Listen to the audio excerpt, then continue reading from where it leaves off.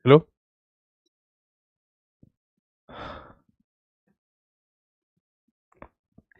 Good evening, students. I'm Rohit, and today we have to start with local government.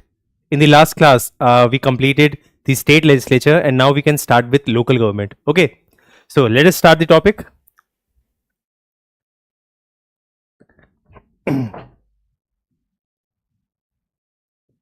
So the topic is local government. Now, before I start the topic local government, let me explain you that in India we have three-tier government. When I say in India we have three-tier government, we basically mean that in India we have three government. One is the central government, the second is the state government, and the third is the local government. We have already completed the central government and the state government. Okay, and now we can start with, and remember, there is one portion of the central and state government which is still remaining, and that is the Supreme Court and High Court. We have still not completed the Supreme Court and High Court, but I think that after completing the local government, we can start with the topic Supreme Court and High Court. Okay, so that topic is remaining. Okay, so in India we have three-tier government: central government, state government, and local government. And today we are studying the local government. Now remember, when the constitution was written, at that time there was no provision for the local government. The local government was mentioned under Article 44. Sorry, not 44. 44 is DPSP. It was mentioned under Article 40. Article 40 of DPSP says that there should be organization of village panchayat. So Article 40 of the DPSP dealt with the village panchayat, but that was non-justiciable part of the constitution. We have already discussed that DPSP is non-justiciable. It means even if they are violated, they cannot be enforced by the court of law. So it was only the non-justiciable part of the constitution. So how local government was inserted in the constitution? Now it's a long story. First we have to start with the background of the local government, and then only we can start that what are the constitutional provisions of the local government. So when it comes to the local government, remember, the local government is of two types. The first is in the rural areas and the second is in the urban areas. So there is there are two types of local government. The first is rural local government and the second is urban local government. Now remember, whenever the local government is in the rural areas, then we call that local government as panchayat. So panchayat means rural local government. And whenever the local government is in the urban areas, we call that local government as municipalities. So local government is of two types. The first is rural and the second is urban. Whenever the local government is in the rural area, then we call that local government as panchayat. And when the local government is in the urban areas, then we call that local government as municipality. So we can say local government is of two types: urban local government and rural local government. In other words, local government is of two types: panchayat and municipality. Now another thing, what is the purpose of local government? I mean, why the provision of local government was inserted in the constitution? The reason for local government is simple. The answer is development. So the panchayat is established in rural areas for the development of rural areas. So what is the purpose of panchayat? The purpose of panchayat is rural development. You do not have to give any other answer. The answer is simple. For what purpose panchayat was established in rural areas? The answer is simple: for rural development. And the same goes for municipality. The municipality is for urban areas. Why? Simply for urban development. So the purpose of panchayat is rural development.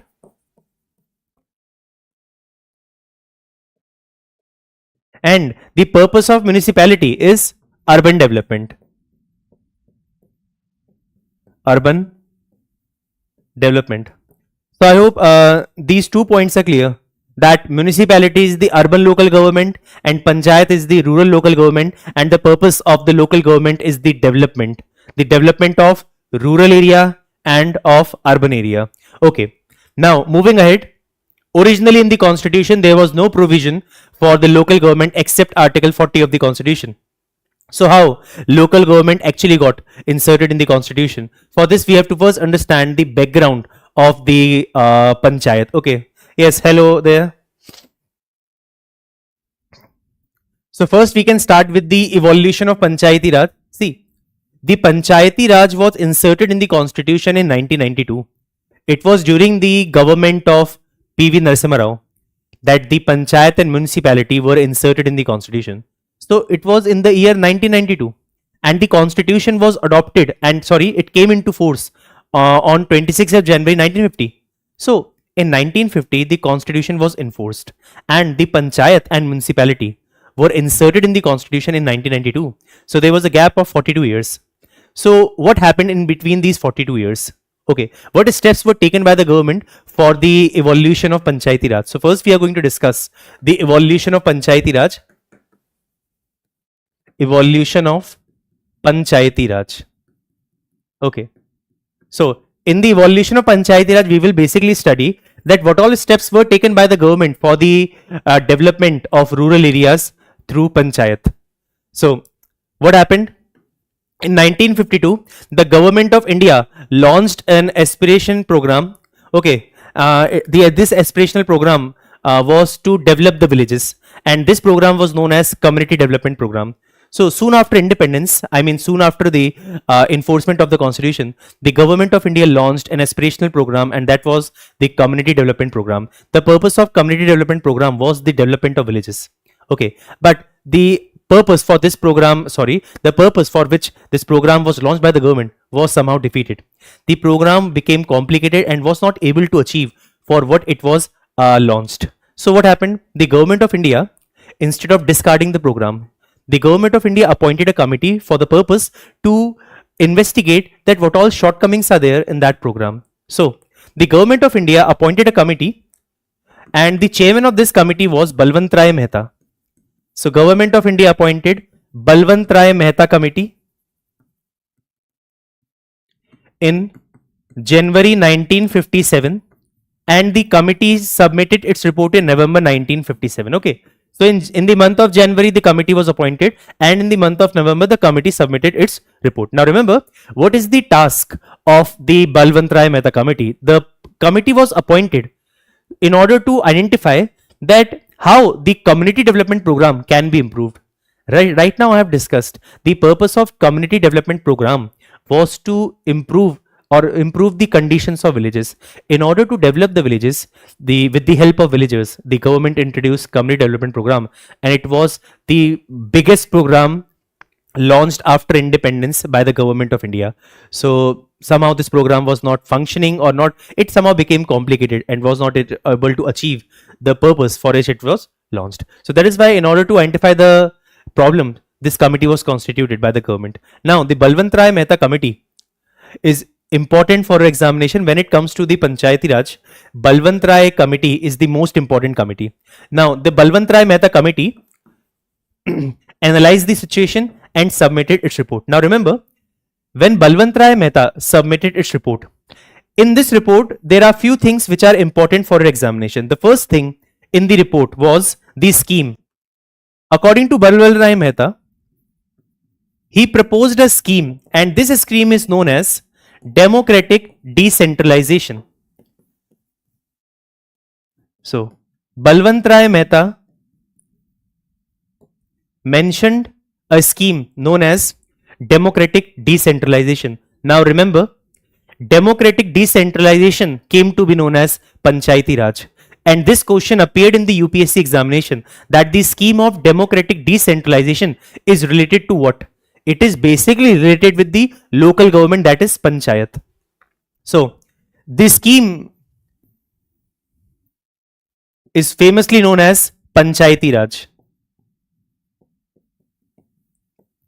So what we can say, that the report of the Balwant Rai Mehta laid the foundation for the development of Panchayati Raj in the country. It was only after the report of Balwant Rai Mehta that the states seriously started thinking about the Panchayati Raj, and within few years the Panchayati Raj got established in different part of the country, in different states. So the first important thing about Balwant Rai Mehta committee is that the committee recommended a scheme, and this scheme is known as democratic decentralization, which further came to be known as Panchayati Raj. Now the second important thing about Balwant Rai Mehta was, about the report of the Balwant Mehta was that the Balwant Mehta recommended 3-tier local government. 3-tier means that the local government, I mean the panchayat, should be in 3-tier. It means the panchayat should be at the level of district. Below district there is block, then there should be panchayat at the block level, and below block there are villages, then the panchayat should be at the village level. So according to Balwant Mehta committee, the 3-tier Panchayati Raj should be established in all these states. States must adopt the 3-tier system if they really wanted to improve the conditions of villages. Okay, so this was the scheme and this was the structure proposed by Balwant Mehta. And now remember, at the district level, the name of the panchayat will be Zilla Parishad. At the village level, the name of the panchayat will be Gram Panchayat. And at the block level, it will be known as Panchayat Samiti.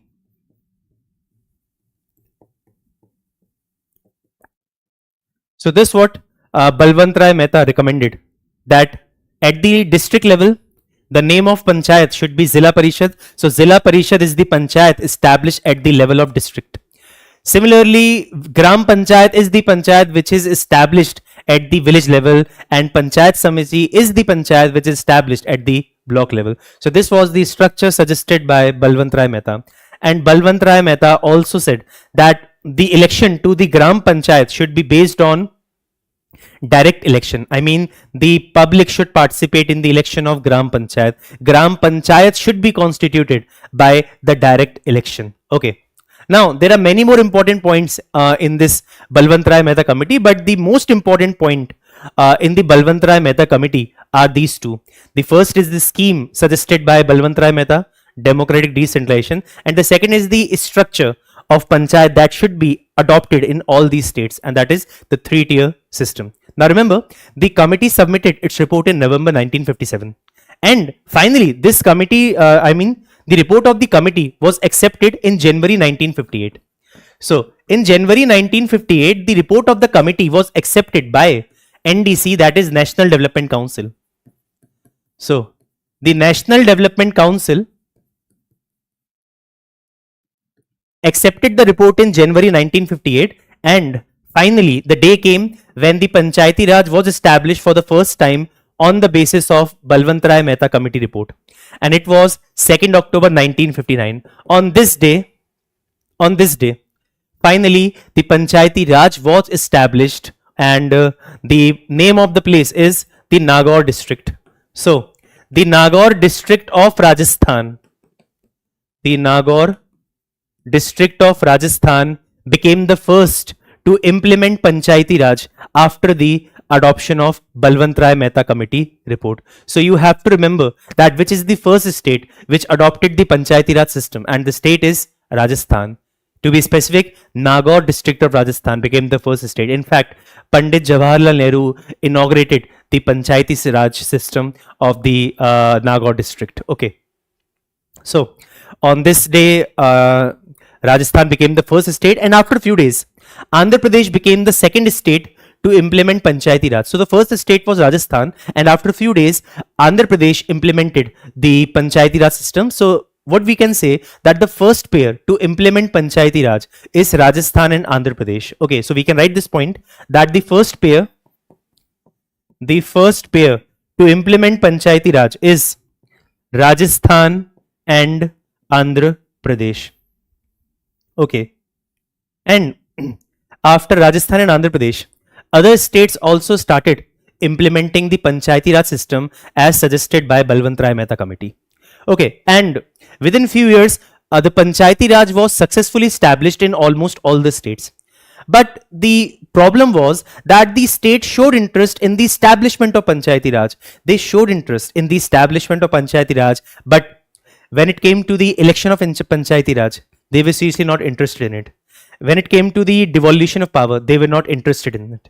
I mean, they were just interested in establishing the Panchayati Raj, but they were not interested in the continuation of Panchayati Raj.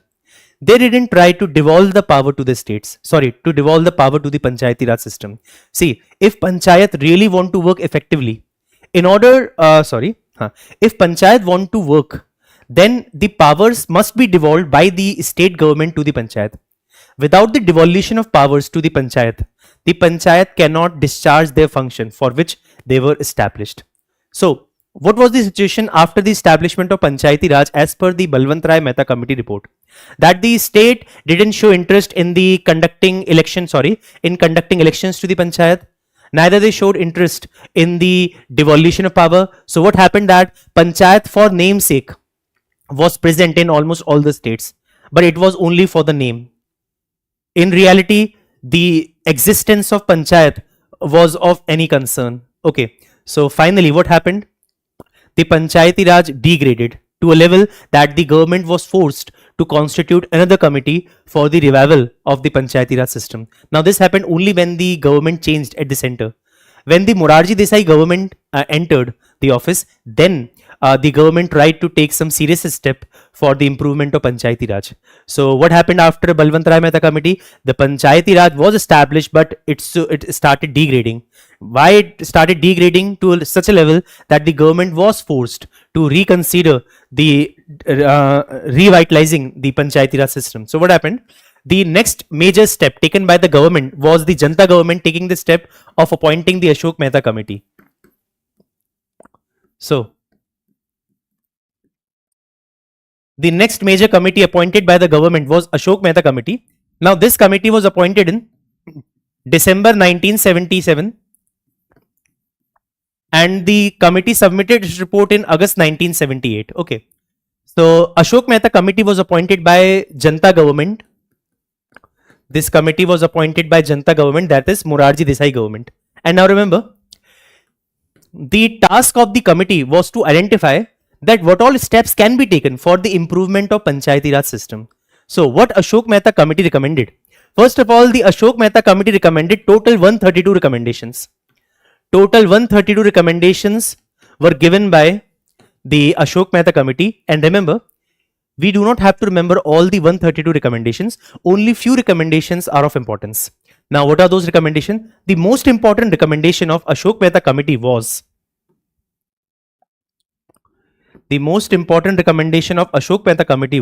that the committee recommended that in place of 3-tier, there should be 2-tier Panchayati Raj. Now, this is the most important point of all the recommendations. 2-tier Panchayati Raj in place of 3-tier Panchayati Raj. And when I say 2-tier Panchayati Raj, so what it means? It means the first tier will be at the level of district called Zilla Parishad. Now this is same. Okay. Now what about the other two levels? What Ashok Mehta did, Ashok Mehta merged the two level, block and village. So the block and village level were merged together and collectively called as cluster of villages. So the second level and the final level was the cluster of villages. What he did, he merged block and village level together, and by merging he called that level as cluster of villages. Now the cluster of villages depends upon the population. So the population of the cluster should be somewhere around 15 to 20,000. Okay, so it doesn't depend upon the number of villages, it depends upon the population of the villages. So by merging 10 villages, if we achieve this figure, then we can call that as cluster of village for the purpose of establishing panchayat. If we achieve the same number by merging 100 villages, then we can call that as the cluster of village for the purpose of establishing panchayat. So by merging block and village level, he called that level as cluster of villages, and for the cluster of villages there should be a panchayat known as Mandal Panchayat. So Mandal Panchayat will be for the cluster of villages combining both block and village level. So this was the most important recommendation of Ashok Mehta Committee. And now remember, there is another important recommendation of Ashok Mehta Committee, and many students are actually confused with this. When asked from the student that which committee recommended the constitutional status of Panchayati Raj, many students says that it is the LM Singhvi committee. But remember, the first committee which recommended the constitutional status for Panchayati Raj is the Ashok Mehta Committee, because Ashok Mehta Committee identified that yes, so long the Panchayati Raj is at the mercy of the state government, we cannot expect the development of the Panchayati Raj. If Panchayati Raj should be developed, I mean, if the government is really interested in the development of Panchayati Raj, then the government must include this particular provision in the constitution. At present, what was happening? The Panchayati Raj was at the mercy of the state. Now it depends upon the state whether it wants to conduct election to the Panchayat or not, whether it wants to devolve the power to the Panchayat or not. So there was uncertainty. There was uncertainty whether the Panchayat Raj will enjoy its tenure of 5 years. The Panchayat might be dissolved between the 5 years, and then there will be no new Panchayat in its place. So what Ashok Mehta identified, that if we really have to improve the condition of Panchayat, then the Panchayat should be inserted in the constitution. Yes, Jai Hind, SSCNs, yes, Jai Hind, okay. While teaching, I usually avoid the comments so long the comment doesn't warrant my attention. But you said Jai Hind 5 times, so I said Jai Hind, okay. Usually while teaching, I do not see the comment so long the comment is not that important. Okay. So I hope this particular point is clear, that the Ashok Mehta committee recommended the 2-tier Panchayati Raj system. Now, apart from this, what else the committee said? The committee said that the constitutional status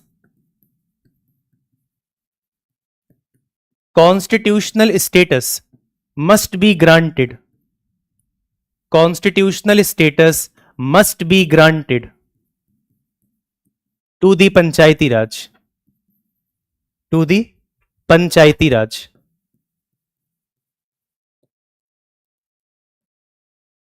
And I hope you understood the logic that why the Panchayati Raj should be given the place in the constitution. Simply, if the Panchayat is in the constitution, it means it has the guarantee. There is constitutional guarantee that yes, the Panchayat will complete its 5 year. It will be mandatory for the state to establish Panchayat. And what was happening, that it depends upon the state whether it wants to establish Panchayat or not. Just for the name's sake, the government established Panchayat. What about the powers? Without the powers, you cannot expect the Panchayat to function properly. So all these things, if they are mentioned in the constitution, then it will be of greater certainty that yes, Panchayati Raj, I mean the Panchayat knows that yes, there will be devolution of power, they will be able to function effectively, there will be proper election after every 5 year or 6 year, depending on the government. So all these things should be in the constitution instead of some recommendation proposed by a committee. Okay, what was happening? Balwant Rai Mehta recommended that there should be Panchayati Raj, but that Panchayati Raj was not in the constitution, and that is why it all depended upon the state. So this was the core problem, that there was no mention of the Panchayati Raj in the constitution, and that is why the states were behaving in such a manner. So the Ashok Mehta committee was the first committee which recommended that the constitutional status should be given to the Panchayati Raj. And apart from this, what else Ashok Mehta committee recommended was that there should be seats reserved for SC and ST. There should be a separate ministry, a ministry for Panchayati Raj. I mean, not ministry, but department for Panchayati Raj in every state. Okay, now this department will take care of the Panchayati Raj system, and many more recommendation. For example, there should be proper election to the Panchayati Raj. All the big political parties should take interest in the election of Panchayat. Okay, so all these recommendations were proposed by the Ashok Mehta committee.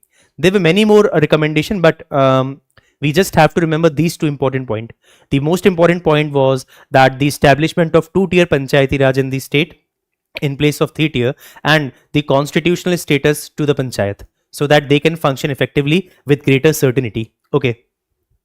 Now, after Ashok Mehta committee, what happened? See, the Ashok Mehta committee was appointed by Morarji Desai government, and now the Morarji Desai government appointed Ashok Mehta in 1977 December, but the government was not able to continue for 5 years. The government resigned in between these 5 years. Why? Because it was not able to manage the coalition. Morarji Desai was not able to manage the coalition, and that is why the government lost the majority, and the government which formed Ashok Mehta committee was defeated. It was not able to prove majority, and that is the reason why there was no action taken on the Ashok Mehta Committee report. There were only few states which showed interest in implementing the recommendation of Ashok Mehta. Karnataka, West Bengal, these were the states which actually implemented some of the recommendation of Ashok Mehta Committee. And one more thing, Balwant Rai Mehta suggested that there should be uniformity of structure across all the states. I mean, there should be three-tier structure of panchayat in all these states. But the fact was, in some states, there were only two-tier. In few states, there were three-tier, and in few states, there were four-tier structure. So there was no uniformity of structure. So what should be there? There should be uniformity of structure. There should be guarantee that the panchayat will remain in the power for at least 5 years, so long there it is mentioned in the constitution. Then there should be devolution of power if panchayat really wants to work for the welfare of the people, for the development of the panchayat. Okay, so there was no action taken on the Ashok Mehta committee report. So the next important committee was GVK Rao committee. GVK Rao committee. Now this committee was appointed by the Planning Commission in 1985. Okay, the Planning Commission appointed this committee. Okay, no government appointed this committee. So for your examination, GVK Rao is not that important. But what you have to remember that GVK Rao committee criticized the increasing bureaucratization of the development of Panchayati Raj. Now this is the most important point of GVK Rao committee. What it said, it criticized the increasing bureaucratization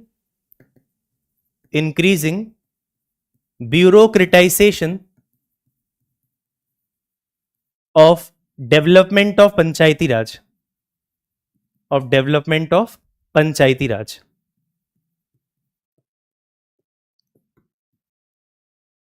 Okay, so this is the only important point of GVK Rao committee, else you don't have to remember.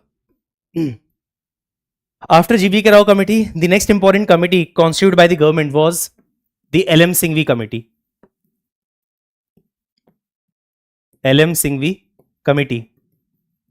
This committee was appointed in 1986 by the Rajiv Gandhi government. And now, why we are starting this committee? Because this committee is known for, this committee is best known for recommending the constitutional status to Panchayati Raj. This committee was appointed by Rajiv Gandhi government, and it was then the Rajiv Gandhi government tried to introduce amendment for the constitutional status of Panchayati Raj. So this committee is best known for recommending the constitutional status to Panchayati Raj. But remember, the first committee which recommended the constitutional status to Panchayati Raj was Ashok Mehta committee and not LM Singhvi committee. Though it is known for recommending constitutional status to Panchayati Raj, but the first committee is Ashok Mehta committee. Okay, so the most important point of LM Singhvi committee was that the constitutional status should be given. Constitutional status should be given to Panchayati Raj. And apart from constitutional status, there should be a provision for the establishment of Nyaya Panchayat. Okay. Now there should be Nyaya Panchayat in the villages, and there is also provision of judicial tribunal. However, you have to do, you do not have to remember the judicial tribunal. You just remember that the committee recommended the constitutional status and the establishment of Nyaya Panchayat for the cluster of villages.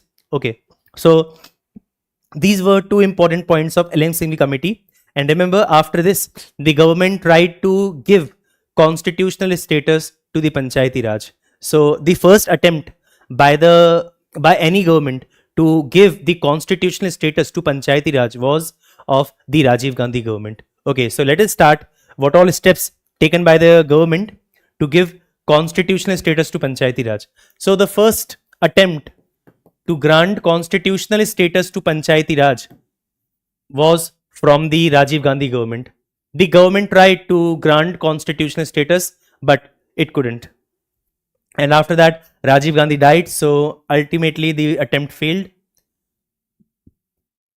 Now the next attempt was from VP Singh government, but again he was not able to manage the coalition. So after this, the next attempt was of Narasimha Rao. And remember, it was Narasimha Rao who finally succeeded in granting the constitutional status to Panchayati Raj. So remember, if someone asks that the constitutional status to the Panchayati Raj was given during the rule of which government? It was the PV Narasimha Rao government or the Congress government. So we can simply say the Panchayati system was added in the constitution during the rule of PV Narasimha Rao. Okay. Now, PV Narasimha Rao government introduced 73rd Amendment Act of 1992, which came into force on 24th April 1973. And remember, this particular amendment is for the Panchayati Raj. And he also successfully granted the constitutional status to municipality. He introduced 74th Amendment Act in the same year 1992, which came into force on 1st of June 1993. So now remember, 73rd Amendment is known for granting constitutional status to Panchayati Raj. So which amendment granted constitutional status to Panchayati Raj? It is the 73rd Amendment. One more thing. Now, where in the constitution you will find the Panchayati Raj? Obviously, it was in Article 40, but that was the non-justiciable part. Now, finally, the place where Panchayati Raj will be inserted in the constitution, that place is Part 9th of the constitution. So, under Part 9th of the constitution, there is provision for the Panchayati Raj. And how many articles are there in Part 9th of the constitution? The articles are starting from 243 to 243A, 243B, 243C till 243O. So these are the articles dealing with the Panchayati Raj and its various provision. Now, apart from the status and articles, what else the 73rd Amendment did? It inserted the 11th schedule in the constitution. Now remember, the 11th schedule of the constitution deals with Article 243G. And remember, there are 29 items in the 11th schedule on which the parliament can be given power to make laws. So now, this is also an important question, that how many items or subjects are there in the 11th schedule, or the 11th schedule is related with which article. So the 11th schedule is related with which article? Article 243G. How many items are there in the 11th schedule? 29 items are there in 11th schedule. Items means, for example, roads. Road is one of the items in the 11th schedule. Roads, libraries, water, these all are the things on which the panchayat can work. Now, what about the 74th Amendment Act? Now remember, the 74th Amendment Act granted constitutional status to municipality. It granted constitutional status to municipality. Now, under which part of the constitution you will find municipality? A new part was inserted in the constitution, and that new part is Part 9A. And how many articles are there in this new part? So, how many articles are there? So, the articles are from Article 243C. It stops at O. So, it will start from P. Article 243P to Article 243Z. Now, ZA, ZB, ZC, ZD till ZG. So, from Article 243P to Article 243ZG. It is not 2G, it is ZG. Okay. So, one more thing. If it inserted 11th schedule, then it inserted the 12th schedule. So, 12th schedule was inserted by the 74th Amendment Act. And how many items are there? There are total 18 items on which the municipality can be given the power to make laws. Now, the 12th schedule deals with Article 243W. Now, these all are minor information but important and relevant for your examination. So, I hope you understood the things inserted by the 73rd Amendment Act and the 74th Amendment Act. So, what all you have to remember, that the Panchayati Raj and municipality were given the constitutional status during the rule of PV Narasimha Rao or during the Congress government. 73rd Amendment is known for giving constitutional status to the Panchayati Raj, whereas the 74th Amendment granted constitutional status to municipality. The Panchayat is in the Part 9th of the Constitution, and in the Part 9A of the Constitution, which was inserted by 74th Amendment, you will find municipality. Okay, then there is Schedule 11th and 12th. Now, apart from these factual information, what we will discuss is the detailed constitutional provisions of the Panchayat and municipality.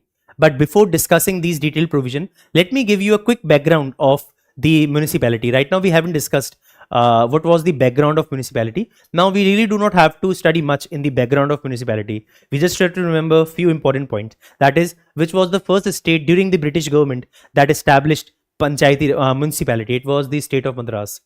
Madras was the first state in India which established municipality. Okay, so these few points. So the first point is that Madras is the first state which established municipal corporation. First state to establish municipal corporation. Municipal corporation. And this happened in the year 1687-88. Somewhere around 1687-88, Madras established municipal corporation, and then in the 1726, you will find that the municipal corporation is established in the state of Bombay and Calcutta. Okay.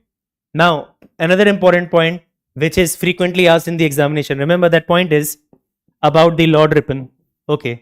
Now remember, Lord Ripon introduced a resolution somewhere in 1882, and that resolution is considered as the Magna Carta of local self-government. Magna Carta of local self-government. Okay. So, in the year 1882, the Lord Ripon introduced a resolution which is considered to be the Magna Carta of local self-government, and for this purpose, Lord Ripon is known as the father of local self-government. Okay, so what we can write is that the Lord Ripon is known as the father of local self-government. Father of local self-government. Okay. So these are few important points that you have to remember when it comes to the background of municipality. And one more thing which I forgot to mention in the starting was that local government is a state subject. See, there are three subjects: union subject, state subject, concurrent subject. Local government is a state subject. That is why the power the power related to the regulation of the panchayat and municipality is with the state government and not with the central government, because local government is a state subject. Now, moving ahead, now we will discuss the constitutional provisions, detailed constitutional provisions of panchayat and municipality. Constitutional provisions. Now, what are the constitutional provisions for the panchayat and municipality? Now, the most important constitutional provision for the panchayat is the Gram Sabha. Now, remember, why I am saying it is the most important, because Gram Sabha is known as the foundation of Panchayati Raj. The first thing that you have to remember about the Gram Sabha is that it is known as the foundation of Panchayati Raj. Gram Sabha is known as the foundation of Panchayati Raj. Okay. Now, what exactly is Gram Sabha? Gram Sabha is like a village assembly consisting of all the registered voters of the panchayat. So, all those who are eligible to cast vote in the election of panchayat are automatically member of Gram Sabha. So, you do not have to do something else to become a member of Gram Sabha. If you are eligible to vote in the election of panchayat, then you are automatically a member of Gram Sabha. So, who all are the member of Gram Sabha? We can simply say Gram Sabha is like a village assembly consisting of all registered voters,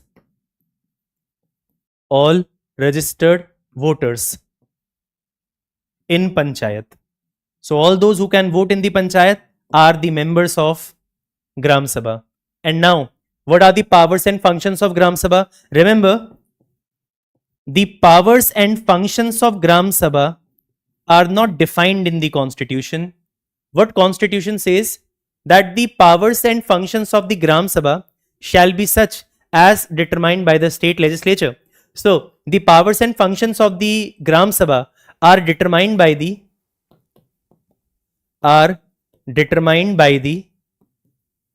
state legislature. So, the state legislature is going to define that what all powers should be there with the Gram Sabha. But remember, Gram Sabha is important because we consider it as the foundation of Panchayati Raj. It is through the Gram Sabha that the element of responsibility is ensured. Gram Sabha questions the Panchayat whenever there is some sort of corruption or the things are not functioning according to the way they were designed to be. Then the Gram Sabha is there to question the Panchayat that why, what happened with the fund, why there are no proper routes. These things are questioned by the members of Gram Sabha. Okay, so that is why Gram Sabha is really effective in ensuring the responsibility. However, the reality is far different from this. But yes, the Gram Sabha is important when it comes to the Panchayati Raj. Okay, and the remaining portion will be discussed afterwards. Okay, so because it's already 9:30. Okay, so and I will ensure that I will just change the timing of the class. Right now, I'm taking the class from 8:30 to 9:30, and somehow because of again some unavoidable circumstances, I'm not able to continue the class from 8:30. I try to shift time. So what I'm trying to do that I'm going to shift the timing to somewhat earlier slots. Okay, so let me see. Let us see. If you have subscribed the channel, then you will be able to get the notification for the class. Okay, so do subscribe the channel. Okay, if you really want to attend the lectures of polity, geography, history, science. Okay, so thank you everyone. We'll meet tomorrow, but not at 8:30 or 8:45. We will meet somewhere before the timing. Okay, so thank you everyone. We'll meet tomorrow.